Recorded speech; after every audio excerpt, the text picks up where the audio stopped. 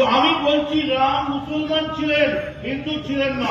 যখন পাগলা হয়ে গেল, সেই যায় ও যায়, ও ওখানে দৌড়ায়, এদিকে পাগলাটা দৌড়ায়, ওদিকে শিশির বাবুর বেটাটা দৌড়ায়, এ ওদিকে দৌড়ায়। এই ভাই রাম হিন্দু ছিল, রাম হিন্দু ছিল। রামের বদলে কি? অনেকক্ষণ বাদে একটা বড় কাঠিয়া বাবার মতো একটা বড় পাগড়ি করা, মাফ করবেন, কাঠিয়া বাবাকে অপমান করিনি, মুখ দিয়ে বেরিয়ে গেছে। জটাধারী একজন ব্রাহ্মণ, সে গম্ভীর ভাবে তার একদিকটা মোদী, একদিকটা অমিত শাহ বলল, রাম হিন্দু ছিলেন, রামের টাইটেল ছিল রাম জেঠমালানি। যা ছিল ও লাভলি। আচ্ছা, রামের টাইটেল ছিল রাম জেঠমালানি, এই কোন হিন্দু বিশ্বাস করে না কেন? আর এইটা বিশ্বাস করে আপনারা ঢেলে করে পুজো দিতে যাবেন, শাক বাজাতে যাবেন।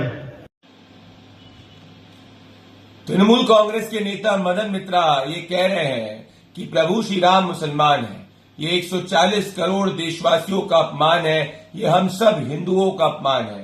इससे ये स्पष्ट होता है कि तृणमूल कांग्रेस एक हिंदू विरोधी पार्टी है, जिसमें हर तृणमूल कांग्रेस का नेता हिंदुओं के खिलाफ बयान ममता बनर्जी के कहने पर कहता है। इससे ये भी स्पष्ट होता है कि प्रभु श्री राम के भव्य मंदिर बनने के बाद ममता बनर्जी और उनका तुष्टीकरण का गैंग इतना हताश और फ्रस्ट्रेट हो चुका है कि अब हमारे भगवान का भी अपमान कर रहा है।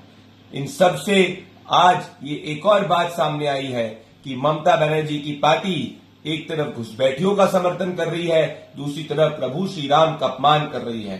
बंगाल की जनता, देश की जनता ऐसी घुसपैठिया समर्थन पार्टी को और साथ में प्रभु श्री राम का अपमान करने वाली तृणमूल कांग्रेस को उखाड़ फेंकेगी। प्रभु श्री राम का अपमान कांग्रेस पार्टी भी किया करती थी। देश के सनातनी समाज ने कांग्रेस पार्टी को विपक्ष में बैठा दिया। अब समय बंगाल का आ गया है।